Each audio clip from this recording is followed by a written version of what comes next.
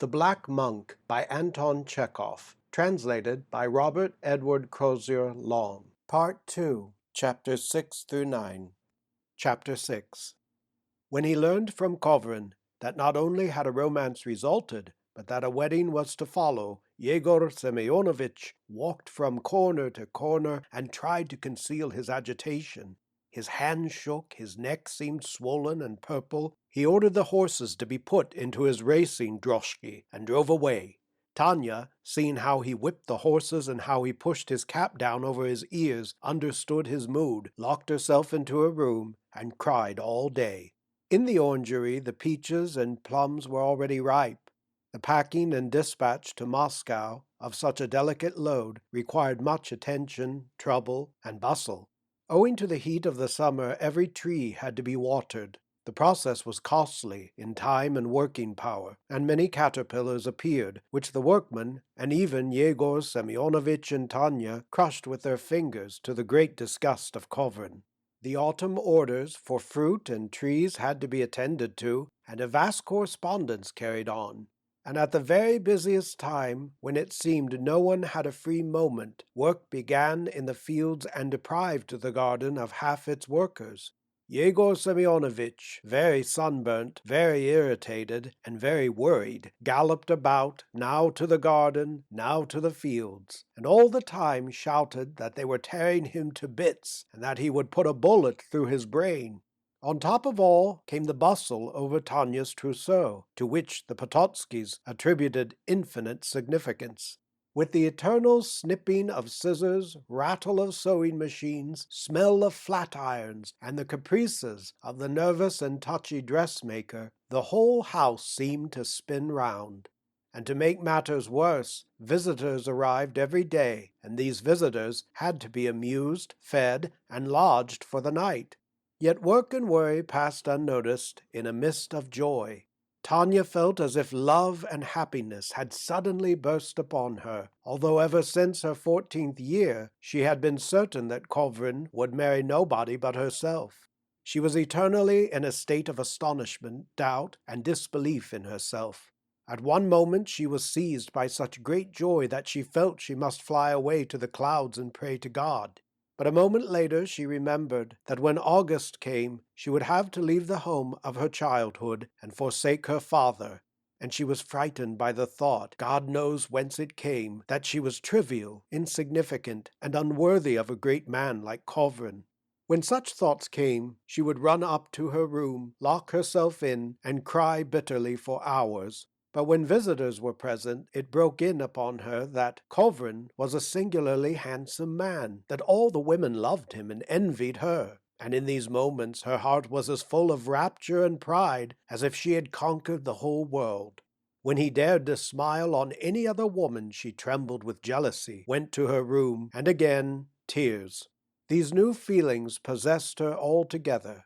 She helped her father mechanically, noticing neither pears nor caterpillars nor workmen, nor how swiftly time was passing by.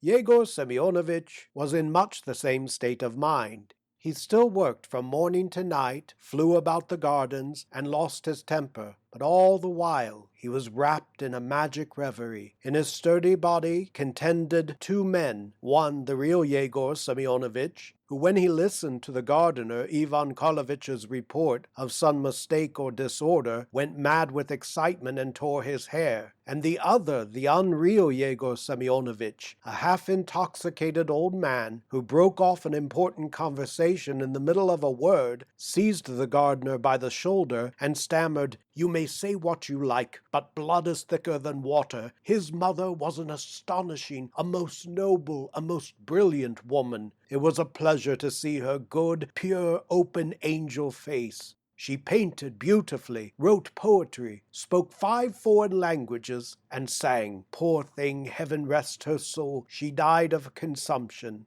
The unreal Yegor Semyonovitch sighed, and after a moment's silence continued. When he was a boy, growing up to manhood in my house, he had just such an angel face, open and good. His looks, his movements, his words were as gentle and graceful as his mother's. and his intellect. It is not for nothing he has the degree of magister. But you just wait, Ivan Karlovich. You'll see what he'll be in 10 years' time. Why, he'll be out of sight." But here the real Yegor Semyonovitch remembered himself, seized his head, and roared, "Devils! Frostbitten! Ruined! Destroyed! The garden is ruined! The garden is destroyed!" Kovrin worked with all his former ardor, and hardly noticed the bustle about him. Love only poured oil on the flames. After every meeting with Tanya, he returned to his rooms in rapture and happiness, and set to work with his books and manuscript with the same passion with which he had kissed her and sworn his love.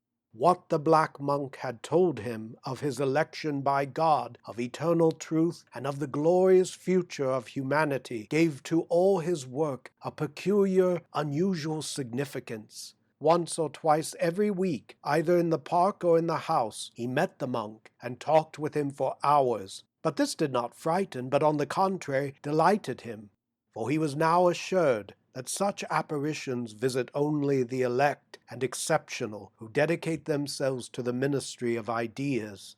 Assumption passed unobserved. Then came the wedding, celebrated by the determined wish of Yegor Semyonovitch with what was called éclat, that is, with meaningless festivities which lasted for 2 days.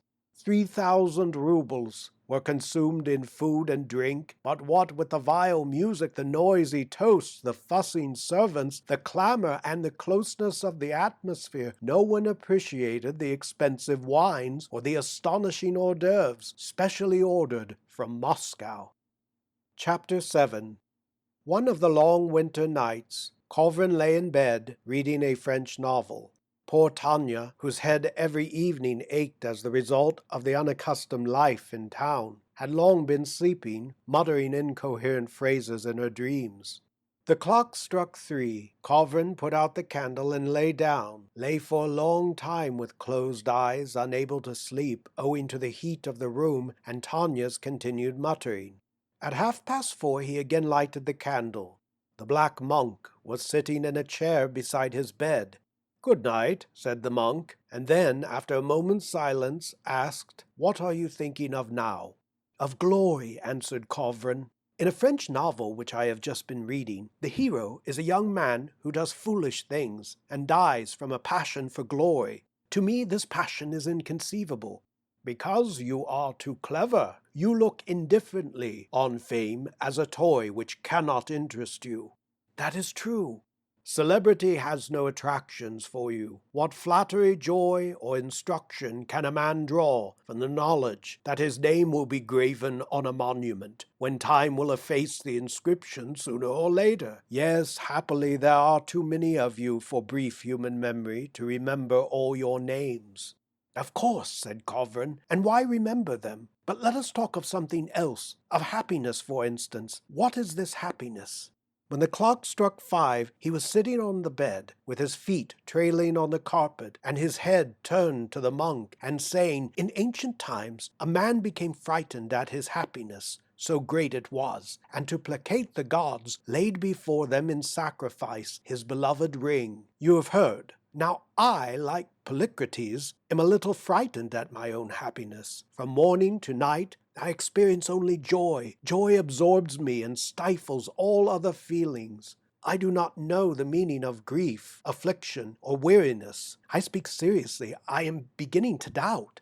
"Why?" asked the monk in an astonished tone. "Then you think joy is a supernatural feeling? You think it is not the normal condition of things? No, the higher a man has climbed in mental and moral development, the freer he is, the greater satisfaction he draws from life. Socrates, Diogenes, Marcus Aurelius knew joy and not sorrow, and the apostles said, 'Rejoice exceedingly, rejoice and be happy.'" "And suddenly the gods will be angered," said Kovrin jokingly. "But it would hardly be to my taste if they were to steal my happiness and force me to shiver and starve." Tanya awoke and looked at her husband with amazement and terror. He spoke, he turned to the chair, he gesticulated and laughed. His eyes glittered and his laughter sounded strange. "Andrusha, whom are you speaking to?" she asked, seizing the hand which he had stretched out to the monk. "Andrusha, who is it?" "Who?" answered Kovrin. "Why, the monk. He is sitting there." He pointed to the black monk. "There is no one there. No one, Andrusha. You are ill."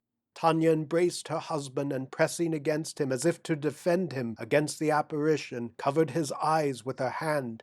"You are ill," she sobbed, trembling all over. "Forgive me, darling, but for a long time I have fancied you were unnerved in some way. You are ill. Psychically, Andrusha." The shudder communicated itself to him. He looked once more at the chair, now empty, and suddenly felt weakness in his arms and legs. He began to dress. "It is nothing, Tanya, nothing," he stammered, and still shuddered. "But I am a little unwell. It is time to recognize it." "I have noticed it for a long time, and father noticed it," she said, trying to restrain her sobs. "You have been speaking so funnily to yourself and smiling so strangely, and you do not sleep. Oh, my God, save us," she cried in terror. "But do not be afraid, Andrusha, do not fear. For God's sake, do not be afraid." She also dressed. It was only as he looked at her that Kovrin understood the danger of his position and realized the meaning of the black monk and of their conversations. It became plain to him that he was mad. Both, themselves not knowing why, dressed and went into the hall. She first, he after her. There they found Yegor Semyonovitch in his dressing gown. He was staying with them and had been awakened by Tanya's sobs. "Do not be afraid, Andrusha," said Tanya, trembling as if in fever. "Do not be afraid. Father, this will pass off. It will pass off." Kovrin was so agitated that he could hardly speak, but he tried to treat the matter in a joke. He turned to his father-in-law and attempted to say, "Congratulate me. It seems I have gone out of my mind." But his lips only moved, and he smiled bitterly. At 9 o'clock, they put on his overcoat and a fur cloak, wrapped him up in a shawl, and drove him to the doctor's. He began a course of treatment. Chapter 8. Again summer. By the doctor's orders, Kovrin returned to the country. He had recovered his health and no longer saw the black monk. It only remained for him to recruit his physical strength. He lived with his father-in-law, drank much milk, worked only 2 hours a day, never touched wine, and gave up smoking. On the evening of the 19th June, before Elijah's Day, a vesper service was held in the house. When the priest took the censer from the sexton, and the vast hall began to smell like a church, Kovrin felt tired. He went into the garden. Taking no notice of the gorgeous blossoms around him, he walked up and down, sat for a while on a bench, and then walked through the park. He descended the sloping bank to the margin of the river and stood still, looking questioningly at the water. The great pines with their shaggy roots, which a year before had seen him so young, so joyous, so active, no longer whispered, but stood silent and motionless, as if not recognizing him. And indeed, with his short dipped hair, his feeble walk, and his changed face, so heavy and pale and changed since last year, he would hardly have been recognized anywhere. He crossed the stream. In the field, last year covered with rye, lay rows of reaped oats. The sun had set, and on the horizon flamed a broad, red afterglow, foretelling stormy weather. All was quiet, and gazing towards the point at which a year before he had first seen the black monk, Kovrin stood 20 minutes, watching the crimson fade. When he returned to the house, tired and unsatisfied, Yegor Semyonovitch and Tanya were sitting on the steps of the terrace, drinking tea. They were talking together, and seeing Kovrin, stopped, but Kovrin knew by their faces that they had been speaking of him. "It is time for you to have your milk," said Tanya to her husband. "No, not yet," he answered, sitting down on the lowest step. "You drink it. I do not want it." Tanya timidly exchanged glances with her father, and said in a guilty voice, "You know very well that the milk does you good." "Yes, any amount of good," laughed Kovrin. "I congratulate you. I have gained a pound in weight since last Friday." He pressed his hands to his head and said in a pained voice, Why have you cured me? Bromide mixtures, idleness, warm baths, watching in trivial terror over every mouthful, every step. All this, in the end, will drive me to idiocy. I had gone out of my mind. I had the mania of greatness. But for all that I was bright, active, and even happy. I was interesting and original. Now I have become rational and solid just like the rest of the world. I am a mediocrity, and it is tiresome for me to live. Oh, how cruelly you have treated me. I had hallucinations, but what harm did that cause anyone? I ask you, what harm? God only knows what you mean, sighed Yegor Semyonovitch. It is stupid even to listen to you. Then you need not listen. The presence of others, especially of Yegor Semyonovitch, now irritated Kovrin. He answered his father-in-law dryly, coldly, even rudely, and could not look on him without contempt and hatred. And Yegor Semyonovitch felt confused and coughed guiltily, although he could not see how he was in the wrong. Unable to understand the cause of such a sudden reversal of their former hearty relations, Tanya leaned against her father and looked with alarm into his eyes. It was becoming plain to her that their relations every day grew worse and worse, that her father had aged greatly, and that her husband had become irritable, capricious, excitable, and uninteresting. She no longer laughed and sang, she ate nothing, and whole nights never slept, but lived under the weight of some impending terror, torturing herself so much that she lay insensible from dinner time till evening. When the service was being held, it had seemed to her that her father was crying, and now as she sat on the terrace she made an effort not to think of it. How happy were Buddha and Mohammed and Shakespeare that their kind-hearted kinsmen and doctors did not cure them of ecstasy and inspiration, said Kovrin. If Mohammed had taken potassium bromide for his nerves, worked only 2 hours a day, and drunk milk, that astonishing man would have left as little behind him as his dog. Doctors and kind-hearted relatives only do their best to make humanity stupid, and the time will come when mediocrity will be considered genius, and humanity will perish. If you only had some idea, concluded Kovrin peevishly, if you only had some idea how grateful I am. He felt strong irritation, and to prevent himself saying too much, rose and went into the house.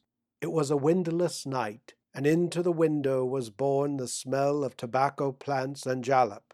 Through the windows of the great dark hall, on the floor and on the piano, fell the moon rays. Kovrin recalled the raptures of the summer before, when the air, as now, was full of the smell of jalap, and the moon rays poured through the window. To awaken the mood of last year, he went to his room, lighted a strong cigar, and ordered the servant to bring him wine. But now the cigar was bitter and distasteful, and the wine had lost its flavor of the year before. How much it means to get out of practice! From a single cigar and 2 sips of wine, his head went round, and he was obliged to take bromide of potassium. Before going to bed, Tanya said to him, "Listen, Father worships you, but you are annoyed with him about something, and that is killing him. Look at his face. He is growing old, not by day but by hours. I implore you, Andrusha, for the love of Christ, for the sake of your own dead father, for the sake of my peace of mind, be kind to him again." "I cannot, and I do not want to." "But why?" Tanya trembled all over. "Explain to me why." "Because I do not like him, that is all," answered Kovrin carelessly, shrugging his shoulders. "But better not talk of that. He is your father." "I cannot understand," said Tanya. She pressed her hands to her forehead and fixed her eyes on one point. "Something terrible, something incomprehensible is going on in this house. You, Andrusha, have changed. You are no longer yourself. You, a clever, an exceptional man, get irritated over trifles. You are annoyed by such little things that at any other time you yourself would have refused to believe it. No, do not be angry, she continued, kissing his hands and frightened by her own words. You are clever, good, and noble. You will be just to father. He is so good. He is not good, but merely good-humored. These vaudeville uncles of your father's type, with well-fed, easy-going faces, are characters in their way, and once used to amuse me, whether in novels, in comedies, or in life. But they are now hateful to me. They are egoists to the marrow of their bones. Most disgusting of all is their satiety, and this stomachic, purely bovine or swinish optimism. Tanya sat on the bed and laid her head on a pillow. "This is torture," she said, and from her voice it was plain that she was utterly weary and found it hard to speak. "Since last winter not a moment of rest. It is terrible, my God, I suffer." "Yes, of course I am Herd, and you and your papa the massacred infants, of course." His face seemed to Tanya ugly and disagreeable. The expression of hatred and contempt did not suit it. She even observed that something was lacking in his face. Ever since his hair had been cut off, it seemed changed. She felt an almost irresistible desire to say something insulting, but restrained herself in time, and overcome with terror, went out of the bedroom. Chapter 9. Kovrin received an independent chair. His inaugural address was fixed for the 2nd of December, and a notice to that effect was posted in the corridors of the university. But when the day came, a telegram was received by the university authorities that he could not fulfill the engagement owing to illness. Blood came from his throat. He spat it up, and twice in 1 month it flowed in streams. He felt terribly weak, and fell into a somnolent condition. But this illness did not frighten him, for he knew that his dead mother had lived with the same complaint more than 10 years. His doctors too declared that there was no danger, and advised him merely not to work, to lead a regular life, and to talk less.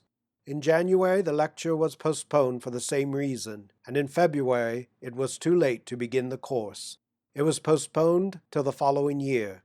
He no longer lived with Tanya, but with another woman, older than himself, who looked after him as if he were a child. His temper was calm and obedient. He submitted willingly, and when Varvara Nikolaevna, that was her name, made arrangements for taking him to the Crimea, he consented to go, although he felt that from the change no good would come. They reached Sevastopol late one evening and stopped there to rest, intending to drive to Yalta on the following day. Both were tired by the journey. Varvara Nikolaevna drank tea and went to bed, but Kovrin remained up. An hour before leaving home for the railway station, he had received a letter from Tanya, which he had not read, and the thought of this letter caused him unpleasant agitation. In the depths of his heart he knew that his marriage with Tanya had been a mistake. He was glad that he was finally parted from her, but the remembrance of this woman, who towards the last had seemed to turn into a walking, living mummy, in which all had died except the great, clever eyes, awakened in him only pity and vexation against himself. The writing on the envelope reminded him that 2 years before he had been guilty of cruelty and injustice, and that he had avenged on people in no way guilty his spiritual vacuity, his solitude, his disenchantment with life. He remembered how he had once torn into fragments his dissertation and all the articles written by him since the time of his illness, and thrown them out of the window, how the fragments flew in the wind and rested on the trees and flowers. In every page he had seen strange and baseless pretensions, frivolous irritation, and a mania for greatness. And all this had produced upon him an impression that he had written a description of his own faults. Yet when the last copybook had been torn up and thrown out of the window, he felt bitterness and vexation, and went to his wife and spoke to her cruelly. Heavens, how he had ruined her life! He remembered how once, wishing to cause her pain, he had told her that her father had played in their romance an unusual role, and had even asked him to marry her, and Yegor Semyonovitch, happening to overhear him, had rushed into the room, so dumb with consternation that he could not utter a word, but only stamped his feet on one spot and bellowed strangely, as if his tongue had been cut out. And Tanya, looking at her father, cried out in a heart-rending voice and fell insensible on the floor. It was hideous. The memory of all this returned to him at the sight of the well-known handwriting. He went out onto the balcony. It was warm and calm, and a salt smell came to him from the sea. The moonlight and the lights around were imaged on the surface of the wonderful bay, a surface of a hue impossible to name. It was a tender and soft combination of dark blue and green. In parts the water resembled copperas, and in parts, instead of water, liquid moonlight filled the bay, and all these combined in a harmony of hues which exhaled tranquillity and exaltation. In the lower story of the inn, underneath the balcony, the windows were evidently open, for women's voices and laughter could plainly be heard. There must be an entertainment. Colvin made an effort over himself, unsealed the letter, and returning to his room began to read. My father has just died. For this I am indebted to you, for it was you who killed him. Our garden is being ruined. It is managed by strangers. What my poor father so dreaded is taking place. For this also I am indebted to you. I hate you with all my soul, and wish that you may perish soon. Oh, how I suffer! My heart burns with an intolerable pain. May you be accursed. I took you for an exceptional man, for a genius. I loved you, and you proved a madman. Colvin could read no more. He tore up the letter and threw the pieces away. He was overtaken by restlessness, almost by terror. On the other side of the screen slept Varvara Nikolaevna. He could hear her breathing. From the story beneath came the women's voices and laughter. But he felt that in the whole hotel there was not one living soul except himself. The fact that wretched, overwhelmed Tanya had cursed him in her letter and wished him ill caused him pain, and he looked fearfully at the door, as if fearing to see again that unknown power which in 2 years had brought about so much ruin in his own life and in the lives of all who were dearest to him. By experience he knew that when the nerves give way the best refuge lies in work. He used to sit at the table and concentrate his mind upon some definite thought. He took from his red portfolio a copybook containing the conspect of a small work of compilation which he intended to carry out during his stay in the Crimea, if he became tired of inactivity. He sat at the table and worked on this conspect, and it seemed to him that he was regaining his former peaceful, resigned, impersonal mood. His conspect led him to speculation on the vanity of the world. He thought of the great price which life demands for the most trivial and ordinary benefits which it gives to men. To reach a chair of philosophy under 40 years of age, to be an ordinary professor, to expound commonplace thoughts, and those thoughts the thoughts of others, in feeble, tiresome, heavy language, in one word, to attain the position of a learned mediocrity. He had studied 15 years, worked day and night, passed through a severe psychical disease, survived an unsuccessful marriage, been guilty of many follies and injustices which it was torture to remember. Colvin now clearly realized that he was a mediocrity, and he was willingly reconciled to it, for he knew that every man must be satisfied with what he is. The conspect calmed him, but the torn letter lay upon the floor and hindered the concentration of his thoughts.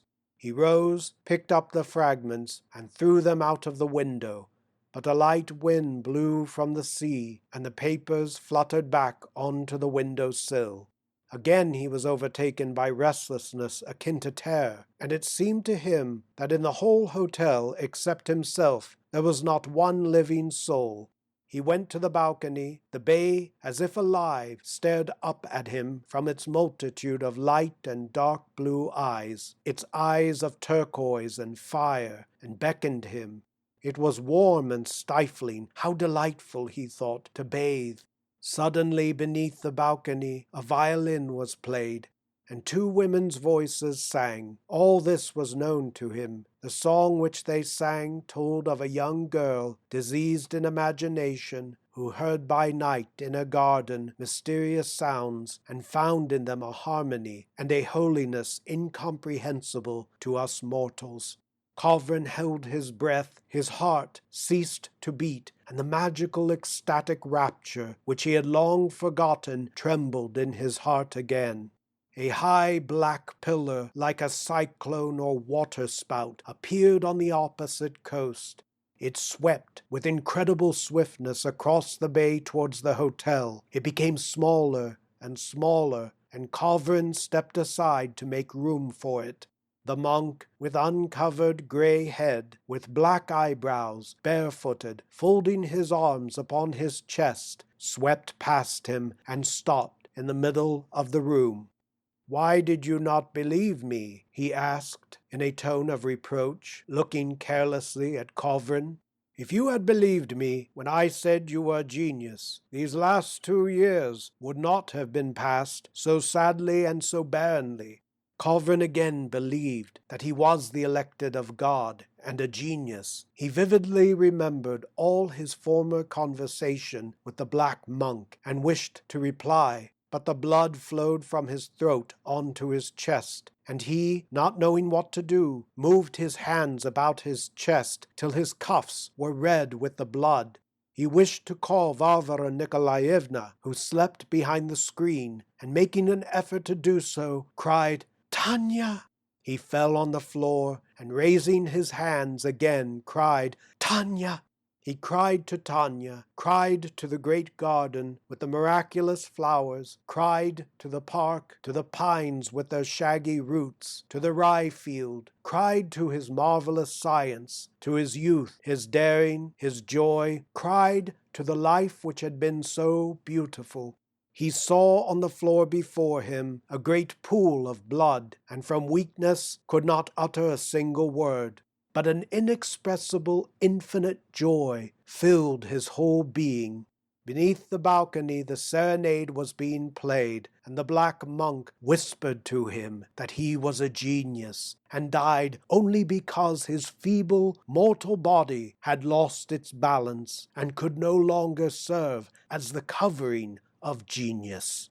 When Varvara Nikolaevna awoke and came from behind her screen, Kovrin was dead, but on his face was frozen an immovable smile of happiness. End of The Black Monk by Anton Chekhov.